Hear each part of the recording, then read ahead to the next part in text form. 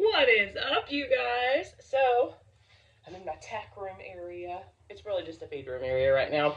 Um, and I wanted to come in here and talk to you guys about feed, how to store it, all that stuff. Because a lot of people are like buying one bag of food at a time. Let's say you've acquired two or three horses, and one bag doesn't last you as long as you would like, and you don't want to have to go to the feed store every other day.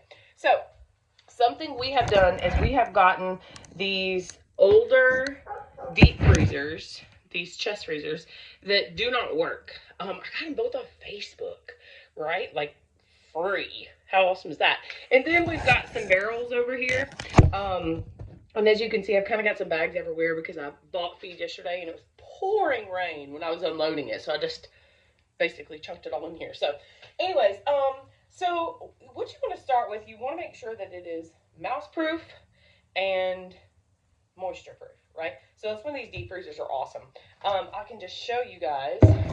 So, like, basically, I just fill it up, right? So they come in all different sizes. These are two smaller ones.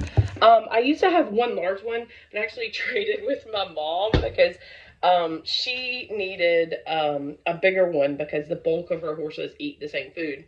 And I needed two smaller ones because I feed a grain and I feed alfalfa. So I needed two, right? So anyways, these deep freezers are awesome. You can check on Facebook. You can check on your local town's page on there, marketplace, whatever.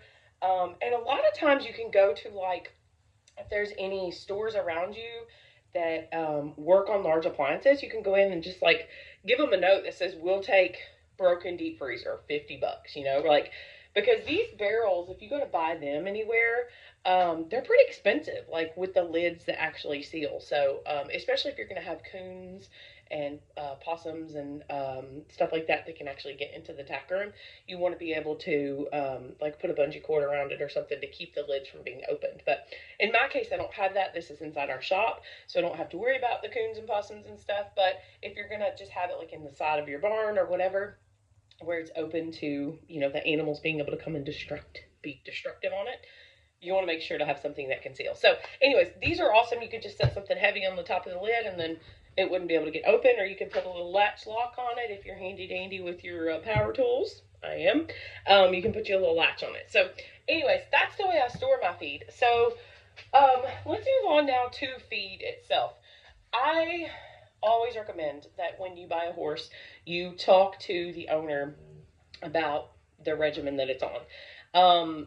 If you don't quite understand what regimen that horse is on or why it's on that regimen, you can obviously go to your vet. You can talk to a equine nutritionalist. Those are things. That's awesome. I actually at one point looked into getting a certification for that, and I don't really know why I didn't do that. Probably because I had a kid. Probably that. I shouldn't use that as an excuse anymore, huh? Anyways, so just talk to the previous owner about the regimen that horse is on, why they feel like that's the regimen it should be on, and then next you can talk to your vet or a nutritionalist around you in your area, and then move on to what you're going to be doing with that horse, right? The change in environment for that horse. So just a really good example is I bought a gelding back right at Christmas time, and he was used to being on a larger pasture than what I have. I have a very small pasture. It's just kind of what I have to work with right now, so I do my best. And he was used to more grass and less grain, and he wasn't being rode. Right? He wasn't being exercised at all. So I bought him and bring him here, and now it's regular exercise and less grass, right? So you have all the elements that come along with that. So when you're when you take a horse that hasn't been exercised on a regular basis, you might come up with things like ulcers, stomach ulcers, because he's on less grass, just a little bit more maybe anxiety, or he could settle in and be really happy with being worked. He so far has been just excellent. He's a golden retriever, meets you at the gate, ready to go, wants to please, wants to have a job. So, but he is a little bit hotter of a horse, in those terms of he is ready to please you the second your butt hits the saddle. So, I make sure that he has everything he would need, to fight off any type of anxiety or ulcers that he may have in the future. So in saying that, and also he's on less grass now. So in saying all that, I'm going to kind of walk you guys through what I feed my horses and why I feed them this. So my gilding, as we were just talking about, came from more grass, less grain, not being worked. So now we are on more work, and obviously we went from 0 to a lot. I worked him up in that, by the way. I didn't just start hammering on him. And less grass. So what he's getting right now. So I'm feeding a Purina Outlast. Please sponsor my life, Purina. That would be great.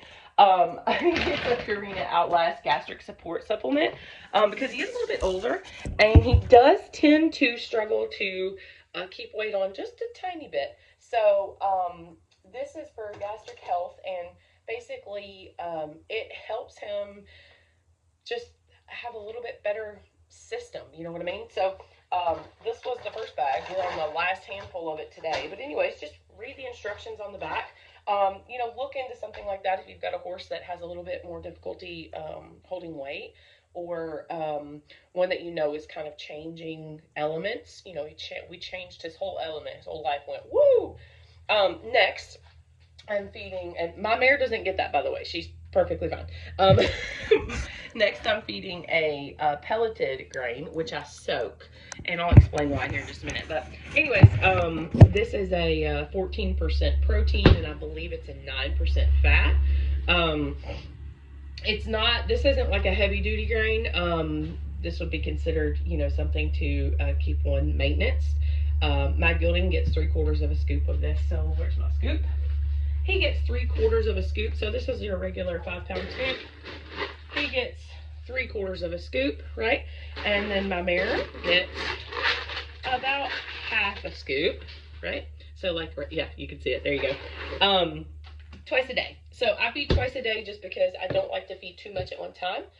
I don't want to sit down and eat 2 steaks and a salad. So, actually I can't. I have alpha gal. But anyways, if I could, I wouldn't want to. So I don't want these guys to sit down and, eat so much at one time. And then next, I have been feeding cubes like I was talking about. So sorry about this light. It's about to be in you guys' eyes. This is finishing off the bag that I opened. I was feeding cubes, and I have plenty of it. So I just want to show you guys what that looks like. So these are alfalfa cubes, and this is such a great source of forage for horses that are on a smaller pasture. Also a great source for senior horses that are really struggling because it's high fat content.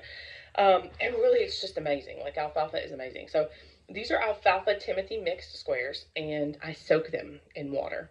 And I soak them because they are hard, right? They're dehydrated and they're compressed.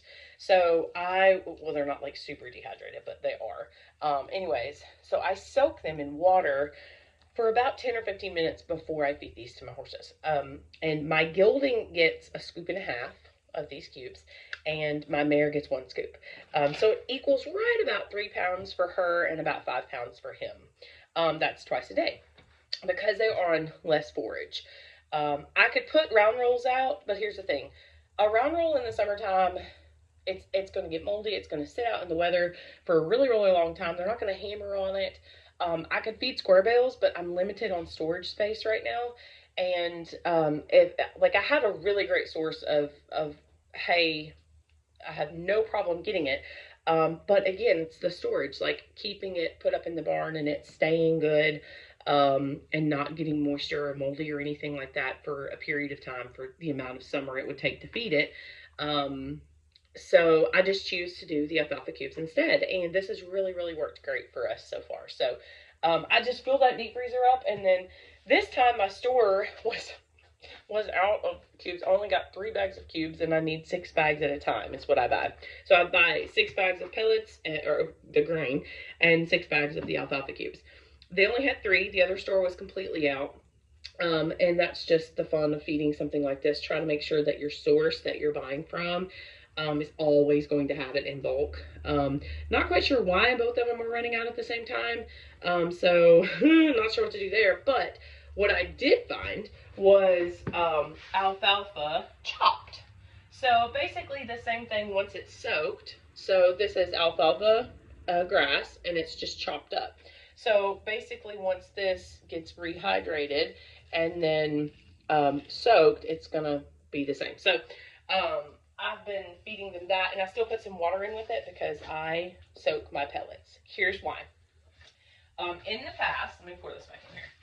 In the past, I have had several horses choke. I've been a trainer for a long time, so I've helped a lot of owners set up, set up and maintain their feeding program. Hold on, Mommy's making a video. 1 second. And I have seen a ton of horses choke because when they're eating in a not very like secure environment. So when you've got 4 or 5 or 6 horses eating, let's say you start feeding them down a fence, one is going to try to eat faster so the other ones don't come eat it. They're going to choke. Horse cannot regurgitate. They can't throw it.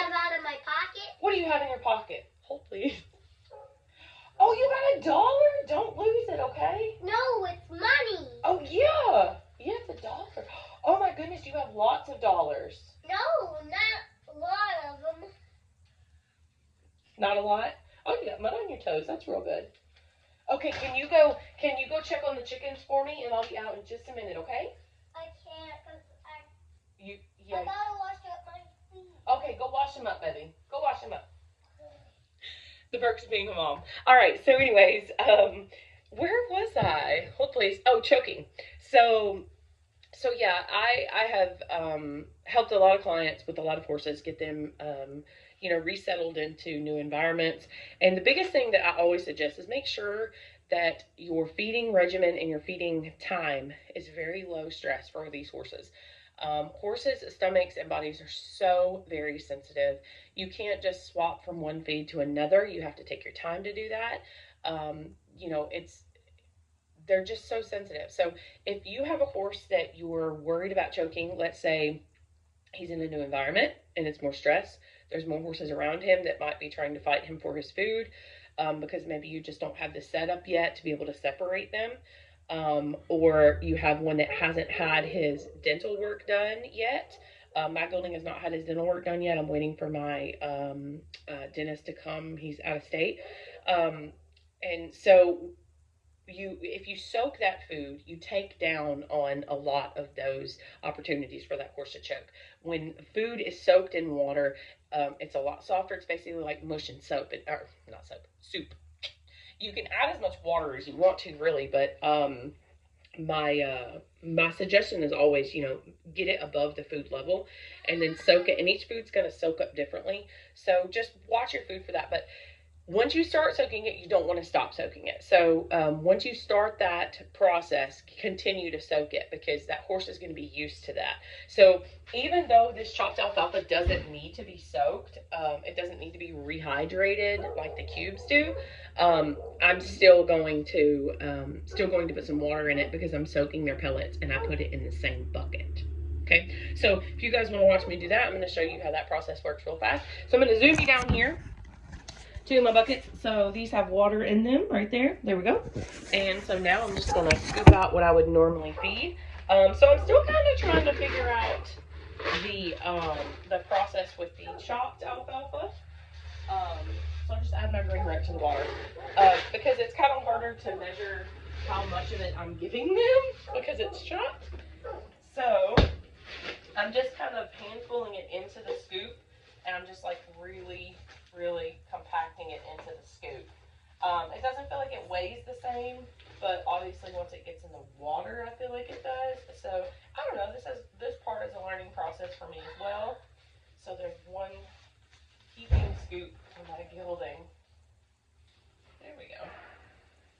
One heaping scoop. And we had an avalanche? Yes. What's an avalanche? It's ground. Ground. Yes. So when it rained and stormed, Uh-huh. we had dirt fall in the ground. We had dirt lifted up out. So dirt stormed up out of the ground. Dirt stormed up out of the ground? Yes. Wow. Okay. Well, Mommy will come and look at that in just a minute, okay? My feet are dirty. Really dirty. Okay. We'll get them cleaned up. So anyways, I just finished off this bag of the Outlast gas. How will we get my feet cleaned up? we'll use the water. So anyways, this is what it looks like. It's a full bucket now. And I'm just gonna like press it down into the water so everything is wet. But this is mainly for the pellets, right? Because like we were talking about, this alfalfa is already chopped. It doesn't really need to be soaked. But anyways, I'll give this about 10 or 15 minutes. Normally I just have some other chores I do while I do this, which is checking on my chickens for the day. So I'll just push this alfalfa down for my mare in here, and it'll soak. Mommy. And be ready to go. Wait, can you wave? Can you say hi, everybody? Hi. My phone's right there. Can you say hi, everybody? All right, you guys. So hopefully this is helpful. If you have any questions about how to basically start your horse on a regimen, or maybe change your regimen up a little bit better so it's a little safer for the horse and for you. And then obviously any questions about how to keep your grain safe and to be able to buy in bulk, just shoot me a message.